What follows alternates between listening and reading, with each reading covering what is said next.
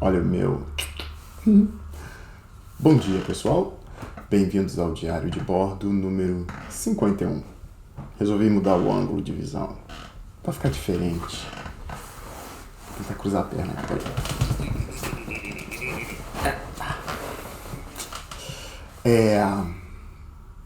Então, hoje, né, eu quero falar sobre relação, mas eu quero começar no básico, né, na raiz das coisas. E para a gente falar de relação, a nossa primeira relação é com pai e mãe, certo? E para falar sobre isso, eu quero falar sobre o propósito. Eu estou lendo um livro, chama-se Propósito, e eu achei um trecho que eu achei que combina um pouco, né, com essa questão da relação, certo? Nós temos um propósito. Bem, sempre eu quero dizer, é o que eu acredito, é o que eu acho, é o que eu penso, é o que eu sinto, é o que eu experimento. As minhas experiências eu estou compartilhando. Ok. Nós temos um propósito. Esse propósito chama-se o propósito da alma. Nós, quando nascemos, né, nós sabemos desse propósito. A alma, quando ela encarna, né, ela traz toda essa energia que fez com que ela encarnasse, correto? E esse propósito que nós temos vai sendo esquecido durante o tempo. É o que os esotéricos chamam de véu do esquecimento, certo? Ou seja, nós somos velados, né? Nós somos fechados a essa lembrança. Por isso que eu sou contra terapia de vidas passadas.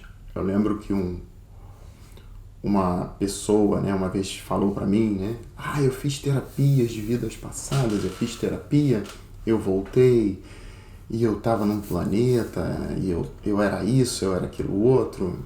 Eu, né, não acredito, né, porque para você voltar lá atrás, você tem que ter um nível de iluminação muito grande. Anyway. E nós temos um outro propósito, que eu vou chamar que ele chama, eu não, que o livro chama de o propósito do ego. O ego, ele é formado, certo? Durante os 7 primeiros anos da nossa existência.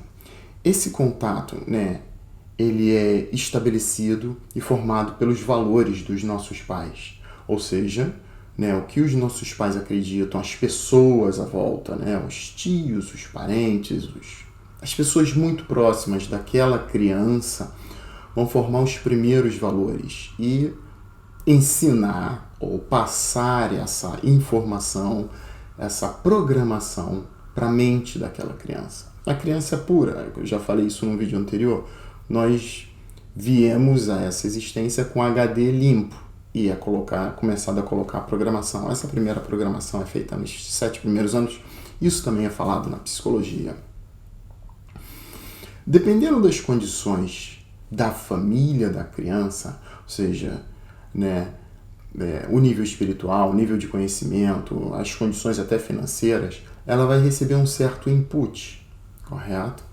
Lembrem-se que eu falei do propósito da alma, porque as pessoas falam, então, né, teoricamente, né, filhos dos mesmos pais tinham que ser muito parecidos, e nem sempre são, né? Você vê filhos, às vezes, completamente diferentes. Por quê?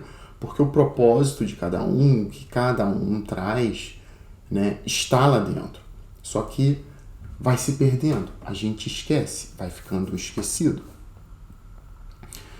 Ou seja, nós temos os valores e virtudes da alma, só que nós começamos a criar traumas e crenças que são limitantes. Por quê? Por causa desses inputs. Mais à frente ainda, nos outros 7 próximos anos, certo? Nós começamos a interagir com a sociedade. Nós vamos para a escola, nós começamos a ter outras informações que vêm de professores, dos colegas, dos amigos. Nós ainda estamos em formação, são os próximos 7. Não que nós não estejamos nos formando, nós estamos nos formando. O que eu quero dizer Esses 14 anos, principalmente os 7 primeiros anos, nós carregamos quase para a vida toda. Eles ficam aqui dentro, eles estão embutidos e muitas vezes nós não conseguimos vê-los, porque eles estão muito no nível do subconsciente. Lembra que a gente é uma mente muito molinha, muito novinho, certo? Tudo é muito claro para a gente. A criança nasce pura, amando e acreditando. E se a gente observa a maioria dos adultos, eles são difíceis de amar e difíceis de acreditar, certo? A gente se torna fechado para aquilo tudo. O propósito do ego, o livro, ele associa como a casca de uma fruta, para a gente entender fácil, certo? Essa casca, ela tem uma camada superficial, é muito fina, que protege o propósito da alma, esconde e protege o propósito da alma, correto? E tem essa função de proteção da fruta. Só que, num dado momento, nós temos que descascar a fruta para que nós possamos saborear a fruta e essa fruta dê frutos. Ou seja, nós temos que nos despojar do ego. Essa é a grande dificuldade nossa. O karma, certo? Que ele fala o karma, literalmente traduzindo, quer dizer ação. Ou seja, toda ação que nós empregamos nessa infância, certo? Vai gerar uma reação. Isso vai constantemente. Nós estamos gerando ação e reação, ação e geração, ação e geração, ação e reação, perdão. Ação e reação, ação e reação. Correto? Isso vai ficando dentro da gente.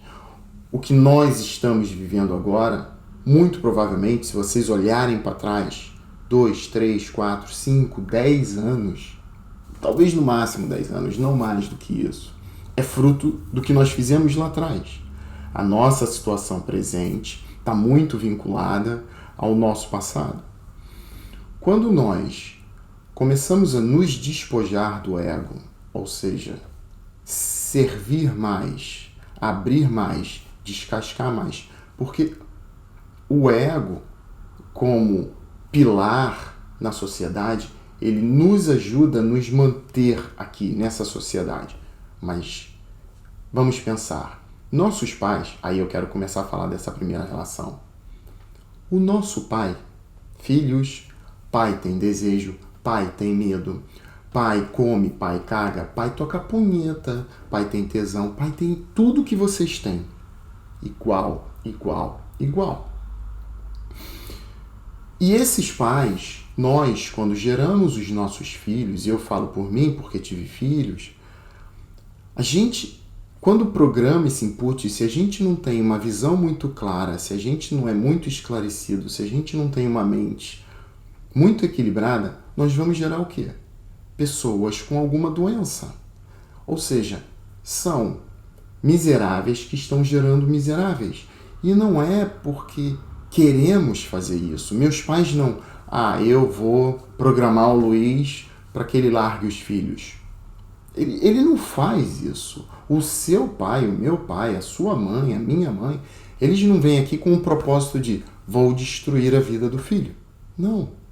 Eles são pessoas doentes que estão gerando pessoas doentes.